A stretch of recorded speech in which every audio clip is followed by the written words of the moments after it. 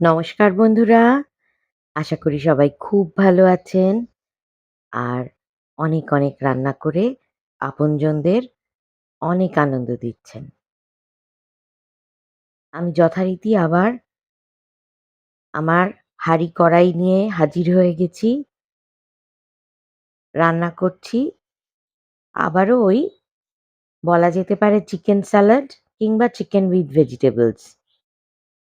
তার জন্য ২ টো মিডিয়াম সাইজের পেঁয়াজ ডুমো ডুমো করে কেটে তার পাপড়িগুলো খুলে নিয়েছি। কড়াইতে ২ চামচ সাদা তেল দিয়েছি, রিফাইন্ড অয়েল। তার মধ্যে পেঁয়াজগুলো দিয়ে দিয়েছি আর দিয়েছি কয়েকটা রসুন কুচি।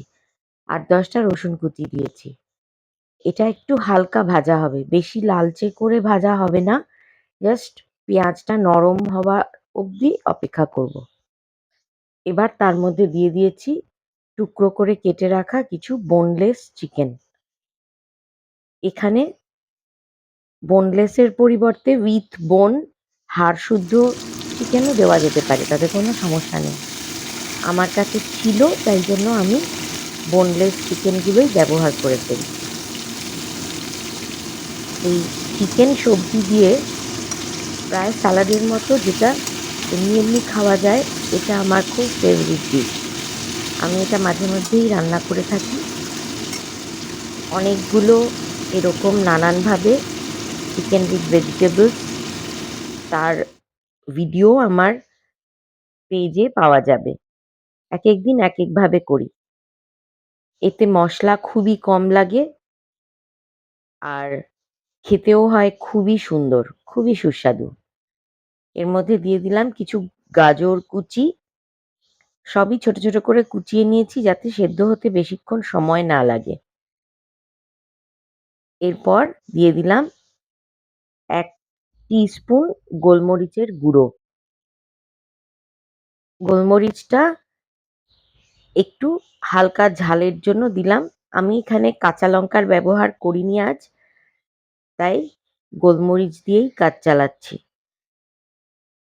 দিয়ে দিলাম সামান্য জল, একটু চিকেনটা নরম হয়ে আসবে। তবে চিকেনটা ভাজতে ভাজতে যখন একটু সাদা হবে তারপরেই জলটা দেবেন।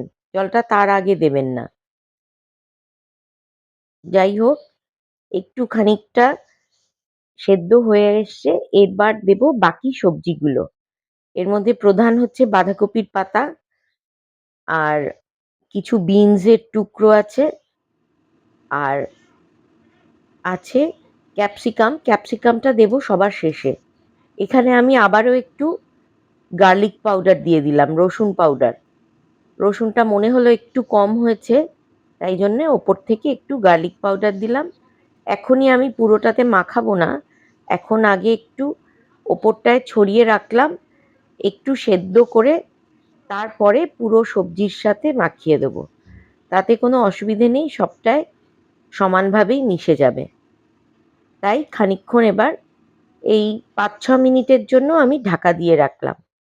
ঢাকনা খোলার পর দেখুন কি সুন্দর দেখতে লাগছে। প্রত্যেকের রং আলাদা আলাদা বোঝা যাচ্ছে আর সবই সুসিদ্ধ হয়েছে। আবারও ভালো করে একটু নাড়িয়ে চাড়িয়ে নিই।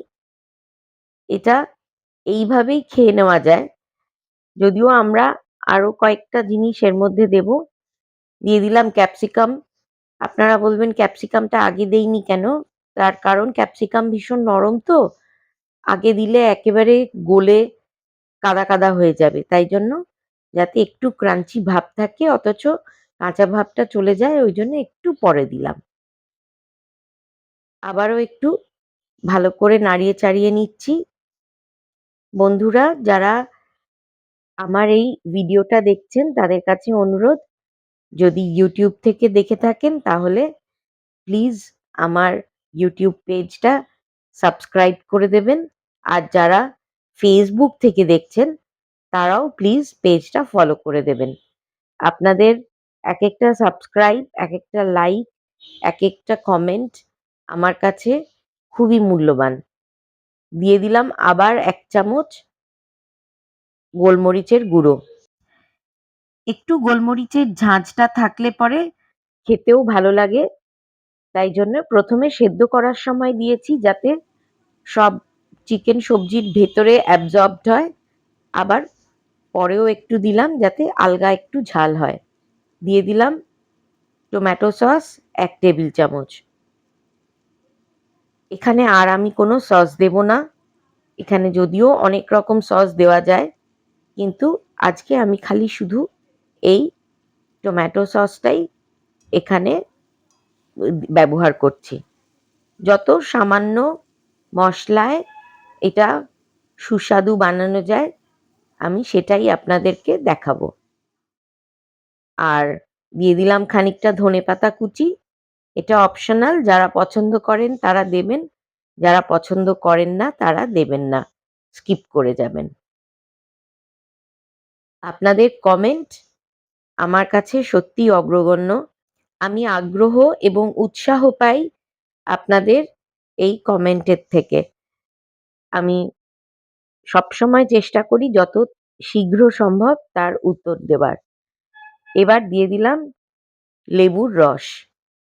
আমি একটা গন্ধরাজ লেবুর অর্ধেক তার রস এর মধ্যে দিয়ে দিলাম। এখানে কোনো ভিনিগার দেইনি। আর শুধু ওই ১ টেবিল চামচ টমেটো সস দিয়েছি, আর কোনো সস এর মধ্যে নেই।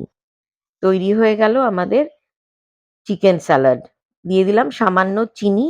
এটা স্বাদ অনুযায়ী, উম যারা আরকি চিনি পছন্দ করেন না তারা দেবেন না। আর দিলাম বেশ খানিকটা চিলি ফ্লেক্স। গোলমরিচের গুঁড়ো দেওয়া আছে, তারপরেও যদি কারুর ঝাল দেবার প্রয়োজন মনে হয় তাহলে অবশ্যই চিলি ফ্লেক্স ব্যবহার করবেন। আর যদি না চান তাহলে একটুও দেবার দরকার নেই। আর কোনো মসলাই এর মধ্যে পড়ছে না। তৈরি হয়ে গেল আমাদের সুস্বাদু চিকেন স্যালাড কিংবা চিকেন উইথ ভেজিটেবল স্যালাড। এটা যারা ডায়েট করছেন তারা তো এমনিই খেতে পারেন, অথবা রুটি দিয়ে খেতেও খুবই ভালো লাগে। স্বাস্থ্যকর একটা কমপ্লিট মিল। সবাই খুব ভালো থাকবেন। ধন্যবাদ।